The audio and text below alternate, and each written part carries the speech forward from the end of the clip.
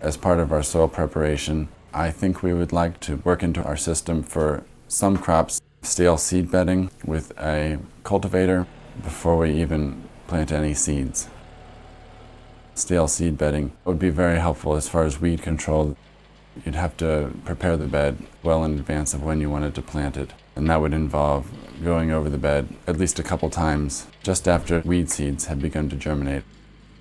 You hopefully get rid of all the weed seeds in the top inch or so of the soil, and so you don't have as much of a problem with them as you plant your crop. So once the soil is prepared, we either directly seed things into it or we transplant them. Things that we're directly seeding, we have just a basic earthway seeder. It's a cheap seeder, you can't get in any of the catalogs.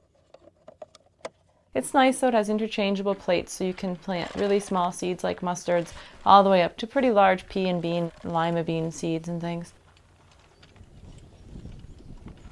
We find that works pretty tolerably well, and that's our main seeder still. This last year we bought a precision 4-row seeder. We found that we don't use it quite as much as we might because you have to have the bed very, very clean. Even small stones will be problematic. Seems more like sort of a seeder we might use in our hoop houses, places where we might spend a lot of time and care to rake the soil. So with the direct seeding, there are several spacings we use. 2 rows per bed, things like peas and beans.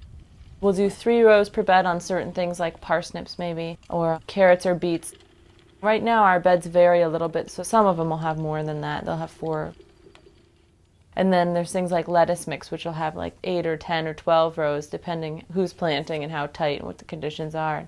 If the bed's a little wider, sometimes there'll be more.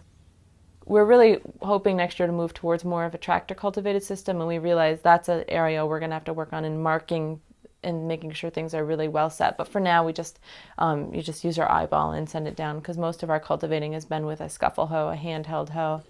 So it hasn't mattered if the rows are perfectly parallel and straight. The scuffle hoe is really best for really small, just germinating weeds. You just go down between the plants and take out all the small white thread stage weeds. When we do it on time, it does a great job. When we transplant a freshly prepared bed that's been chisel plowed, tilled, and is all set to go, the first step that we do is we put the drip tape down. We either sit it on a bucket or a cart or something, or sometimes one of us will hold the spool and the other one will walk it down the bed, lay it down and cut it.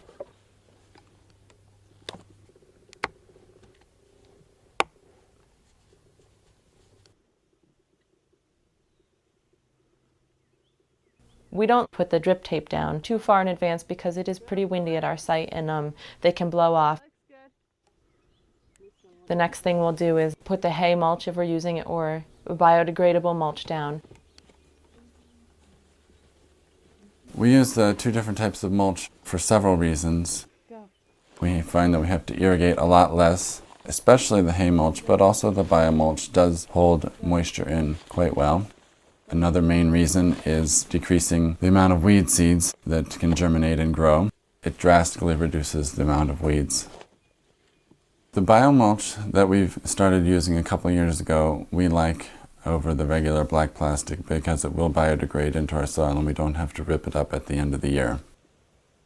We found that we can generally just put it at the uphill side of our beds. Almost all of our beds slope a little, and sort of kick it in front of us down the bed. That works pretty well. It seems pretty efficient. And then a shovel full of soil every 4 or 5 feet just to hold the edges down.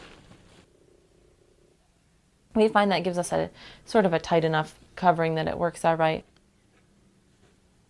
This year we actually learned that we can do it with one if we tie a string through the spool and sort of pull it along. And so this year we really learned one person can do it by themselves if the other one of us is at market. We use the biomulch on our solanaceae crops, tomatoes, peppers, eggplant. We also use it on our cucurbits, cucumbers, melons, winter squash. Transplanting, we use a real basic system. Spacing is usually 18 inches or 2 feet for cucumbers, melons, tomatoes, and whatnot. Sometimes with the tomatoes and other heavy feeding crops, we will add a handful of fertilizer just so it's really right where the plant is.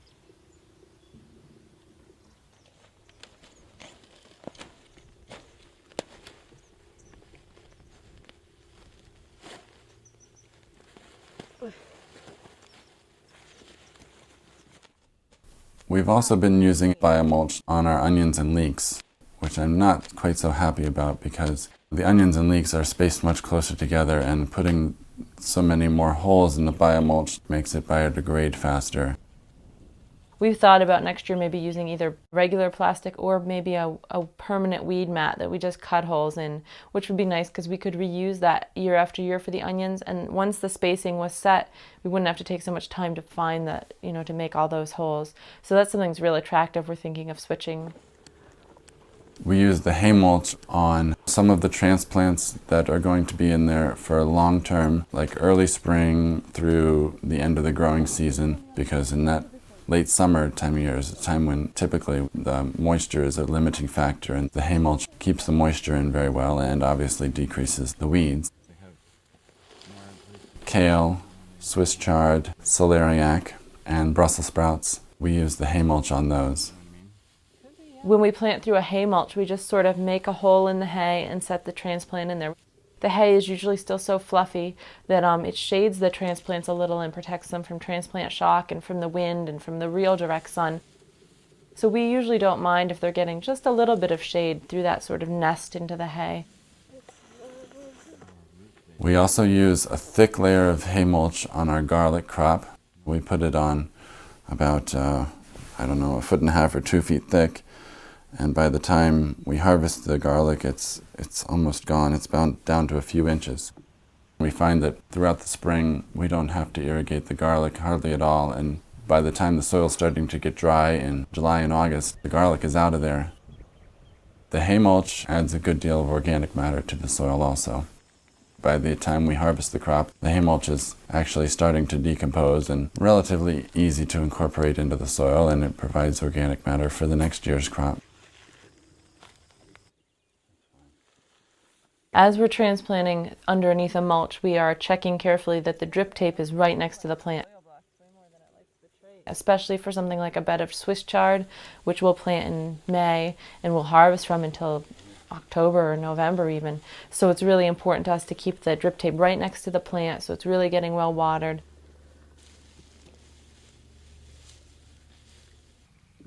After we transplant, we always water with a hose. Really water it in well. Some people who have a water wheel transplanter, it's done for them, but our system's pretty basic. The thing that we think is the most important thing is settling the plants in with water to really settle the soil around that root ball and make sure it really gets a good start. So that's really important. We say that's the most important thing.